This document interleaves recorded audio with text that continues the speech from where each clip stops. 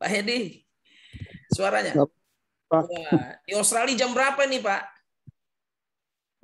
Jam 11 malam, 11 lewat. 11 malam, wah, luar biasa dari Australia, Pak Hedi. Oke, Pak Hedi Manik, silakan, boleh bertanya, Pak, langsung dengan Pak Jarod, Pak Hedi. Iya, silakan, Pak Hedi. Iya. Terima kasih, Pak Jarod. Terima kasih, Pak Ferdi. Ya. Sangat memberkati sharingnya tadi dan real, gitu loh. Dan mungkin simple aja, Pak. Selama ini sebelum masa-masa pandemi ini, Pak Jarod dengan istri apa yang suaranya kurang kedengar, Pak Hedi. Oh gitu. Ya, oke. Ya, okay. Ya mungkin simpel aja, Pak. Nilai yang Bapak selalu bangun sebelum masa-masa pandemi ini bersama istri di dalam keluarga. Nilai yang dibangun. Ya, silakan.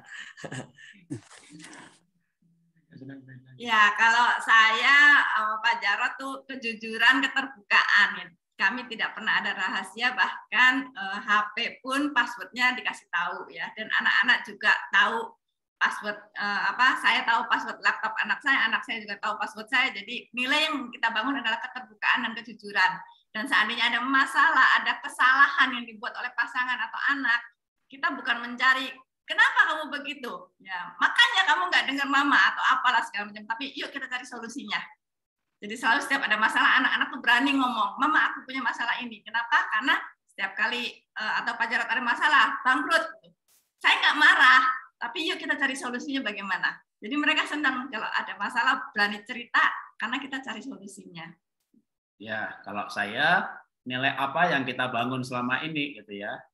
Nilai hidup, bahwa hidup itu melayani dan hidup dalam kesederhanaan. Maka saya itu sebenarnya bangkrut apa enggak kelihatan.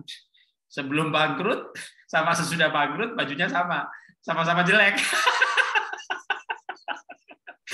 Ini malah badannya lebih bagus karena orang ngasih saya jelek mungkin sungkan ya kan, dikasih yang bagus. Jadi sama yang saya beli waktu sukses bagusan ini.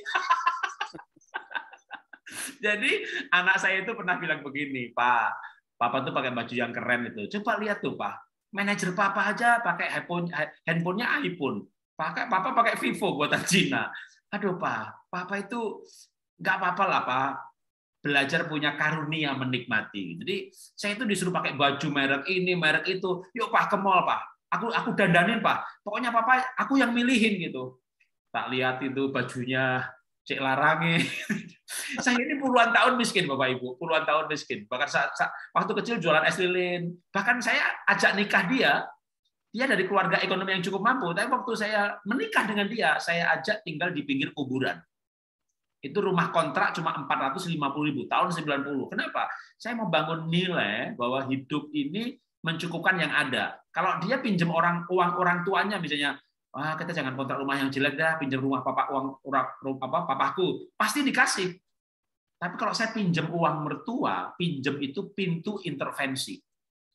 Kalau Anda minta tolong orang tua merasa menolong, intervensi dia. Jadi pintu itu. Jadi kita belajar mencukupkan yang ada. Lalu kita hidup sederhana. Lalu kita diberkati gitu. Saya nggak ganti gaya hidup. Saya nggak beli baju yang lebih mahal. Saya nggak beli mobil yang lebih mewah. Kelebihan uang, saya bangun sekolah di pedalaman. Bangun sekolah itu satu sekolah bisa 200 juta. Nah, kita bangun udah 30 lebih. Satu sekolah bisa 200 juta. Jadi waktu itu anak saya belum tahu kan. Ketika dia sudah mulai remaja, saya bawa ke pedalaman mengunjungi sekolah-sekolah yang kita bangun. Dan anak saya melihat bagaimana di Mentawai, Sipora, Sikakap, Siberut, itu penduduk setempat di kampung itu yang kita bantu sekolahannya. Wah, menyambut kita tentunya kan luar senang banget. Aduh, wih Pak Jarod datang sama istri anak. Wah, pokoknya anak tuh, nah di situ anak tuh terbuka. Hidup Papa keren banget ya. Sampai saya bilang, dulu kamu bilang Papa gak keren. Iya, bajunya gak keren, tapi hidupnya keren. Jadi, nah dari situ anak mulai ngerti, keren itu hidup gitu ya. Tapi ini kan gak gampang ya. Saya bertahun-tahun hidup sederhana. Apa nggak ada godaan saya untuk pakai jam? Nah saya waktu sukses nggak pakai jam. Lalu bangkrut ya nggak pakai juga. Jadi orang nggak tahu bangkrut apa enggak. Karena kita memang hidup dengan cara yang sama. Waktu kita punya duit banyak, saya nggak beli jam mewah. Loh, usaha saya, IVA, MLM, itu kami jual jam. Kami jual kosmetik. Kami jual softtek. Kami jual batik. Ya, kami jual macam-macam produk. Dulu namanya IVA Dasyat. Member kami 500.000. Kami ada di 200 kabupaten. 500.000 itu biasanya yang beli barang hanya 10%. Namanya tutup poin. Tapi 10% saja, satu orang beli 100.000, itu bulan itu udah 50 miliar. Istri saya punya mobil Toyota yang paling kecil, yang sama dengan pegawai saya. Jadi kita menanam hidup yang namanya kesederhanaan itu betul-betul kita jalani secara radikal. Nah, lalu tiba-tiba bangkrut itu. Ya memang sebenarnya kita tuh kayak nggak berubah banyak gitu loh. Kita kayak nggak berubah banyak gitu. Jadi terus terang memang nggak berat banget gitu ya. Kalau beda misalnya dulu istri saya misalnya biasa ke salon tiap hari gitu ya. Waduh, sebulan misalnya habis 30 juta salonnya gitu kan, tiap hari ke salon gitu. Bangkrut gitu, wah nggak bisa ke salon lagi. Kan perubahan. Nah ini kan kagak perubahan. Dulu duitnya banyak juga kagak ke salon.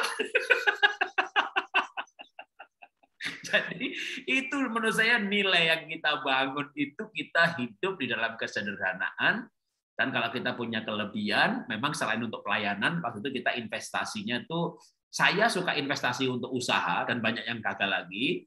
Nah kalau istri saya itu investasinya misalnya beli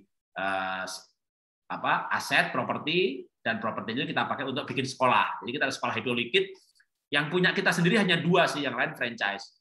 Tapi yang 2 itu kita gedung sendiri, tanah sendiri. Nah, kita lebih menekankan gaya hidup produktif dan investatif gitu ya. Nah, itu juga yang sama anak-anak tuh dihidupi. Sehingga anak saya juga ketika di Singapura dia sukses, dia umur baru 28, udah bisa beli apartemen. Itu karena dia juga hidup sederhana.